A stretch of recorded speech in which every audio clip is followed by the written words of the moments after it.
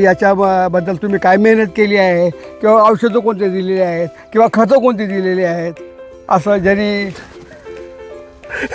खताचा आवाज आहे एकच गोष्ट